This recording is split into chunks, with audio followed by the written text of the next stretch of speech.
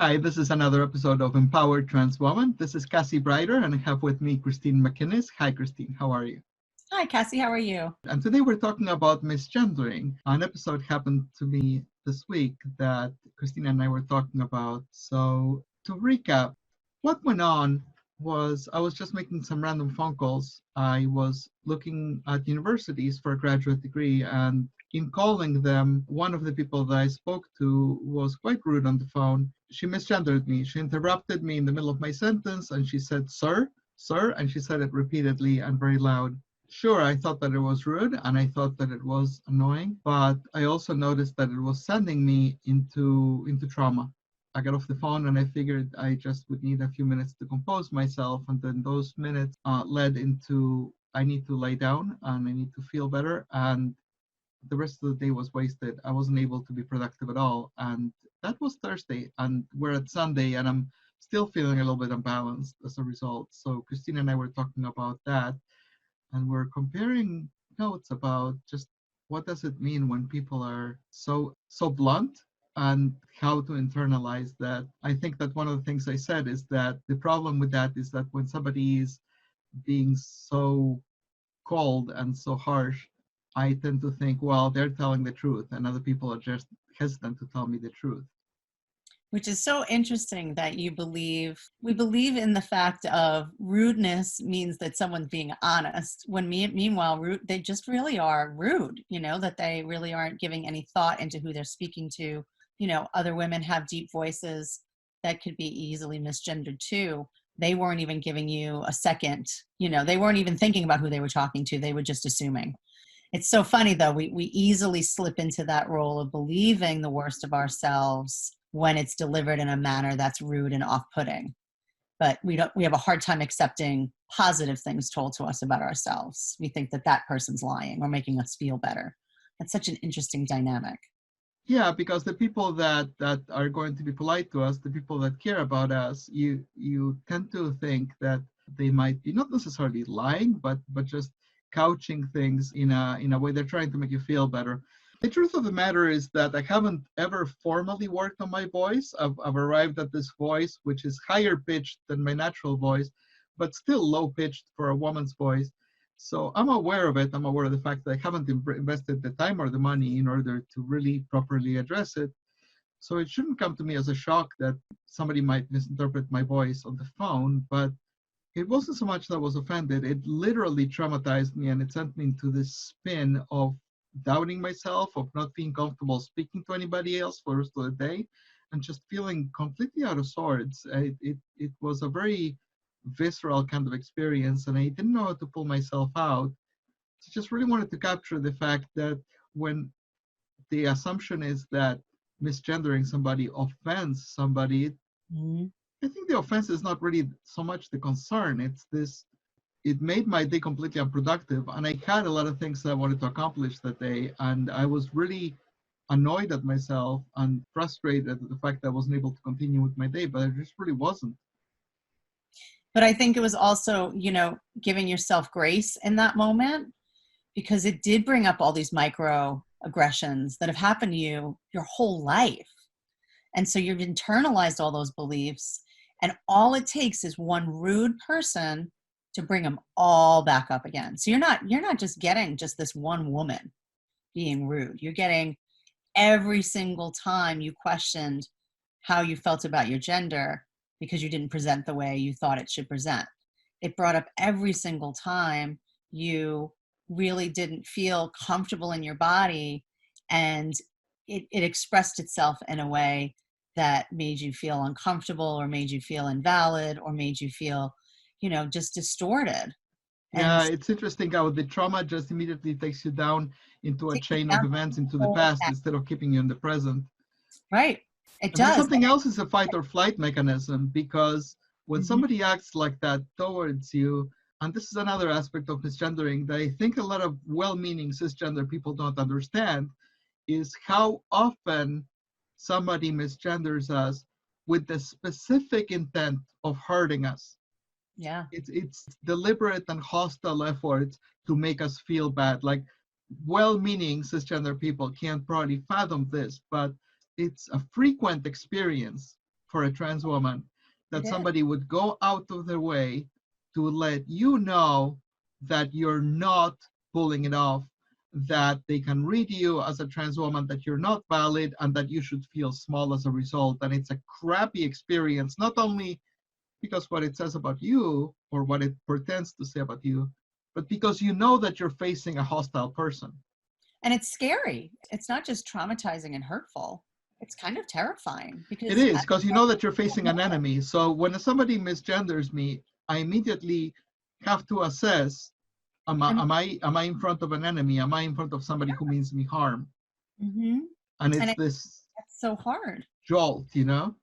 See, and I think for cis women, we always live under that assumption of fear, right? When we have men who say things that are harmful or come on to us in a way that's, terrifying. But then you have the extra layer of being invalidated, the extra layer of just men feeling, I think, threatened by the actual idea that their gender isn't exactly what they think it is either. And So I like that you brought up the men, because there is that commonality in the fact that when a man speaks to you and makes any kind of reference to your gender or any reference to your body, there is, of course, that element of fear, that element of like, what's your agenda, that element of getting on guard. The unfortunate thing in the trans experience is that even among women, where in theory we should feel safe, there is that misgendering, and then it's really jarring to realize this person should be on my side but isn't. but they're not. And Yeah, and, and I think that not knowing who that can be too is so scary. Not knowing where yeah. to come up. And I think that element of surprise too. You don't know the next person that's going to misgender you. A black And friend of mine told me when she walks into a room, she announces herself as a black woman to everybody just by being in the room, but the racist people in the room haven't raised their hands and announced themselves, so she's exposed but she doesn't know who they are. who they are. And wow, how powerful a statement. I didn't even Yeah, think of that. You are expected, right? The society at large, right, is expects trans women to announce themselves, right? You can't keep it a secret. How dare you? You should. yeah. However, a transphobic person is fully allowed to keep their transphobia silent until they want to attack. Wow, that one just real. I have to say, as a cis person, that one really hit me as just a very terrifying and very important fact for everyone to understand. So I really want to bring it up from a point of view of empathy, because if you Yeah, misgender somebody accidentally, just say you're sorry and move on. exactly, just say you're sorry and move on. Understand what you're potentially bringing up in the trans woman. You're bringing up this fight or flight mechanism. You're bringing up this immediate concern about safety, this immediate concern about like, am I under threat? Yeah, Am I about to be attacked? And so there's this major jolt of anxiety. And so if that person reacts in a way that seems hostile or overly reactive or whatever, just put it in perspective in the fact that you've just poked a pretty sensitive wound. well, and you also put a person at risk. It Yeah, wasn't just a pronoun. It wasn't just, oh, here we go again. I got to get those pronouns right. Yeah, you do. Because it goes to that essential core of trauma to that person for many, many, many years of having yeah. to be feeling invalidated. So And in my that's, case, it had a very specific cost, because it cost me 2.5 days out of my calendar, 2.5 days that I really had a lot of things to do. I needed to, and luckily I was already pretty much done with the essential things that I need to get done this month, but still I fell behind on some things. all because of insensitivity, couched in, well, I'm just doing my job. Well, yeah, you're not. You're hurting people by doing your job. Exactly. And also, so you said something pretty poignant, and we were talking about the fact that in general, this is more meta to the female experience than we might think, because this idea about, so to speak, passing as a woman is something that cisgender people experience as well in a strange way. I was listening to the Hollywood Reporters Roundtable, and Emma Stone and Annette Bening and a few other actresses were talking about how when they were growing up, they were looking around at the way women behaved and trying to model or replicate the behavior, because they didn't feel they were pulling it off. Right. Well, and I shared with you, I did not feel that way. You know, I came into how I look and my confidence in how I look in my 40s.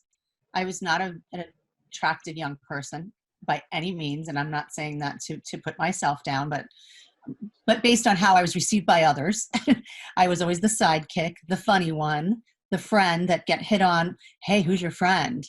You know, my best friends were always the ones that the boys would come up to me and say, hey, introduce me.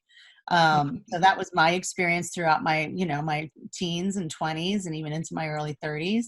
So I only finally grew into my beauty and feeling comfortable in my skin in my 40s. And I think becoming a mother did it for me.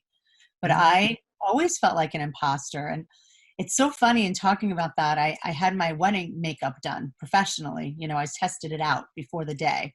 And I'll be honest, I looked horrific. It was so funny. I mean, I really did look like a disaster. And this was supposed to be a professional makeup artist. And it's so funny. My features are just very prominent. I have a prominent nose and prominent eyes. And if you put a lot of makeup on that, I looked ghastly. And I say that with all honesty.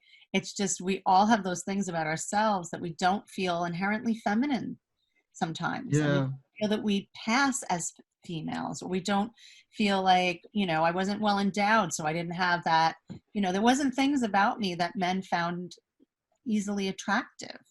So I feel like that's, you know, it's always this validation that we need to find. And it's so ridiculous when you think about it. Why? Yeah, so this is something we should get back to. So I think we're going to do another segment specifically just talking about what it means to pass as a woman, I think.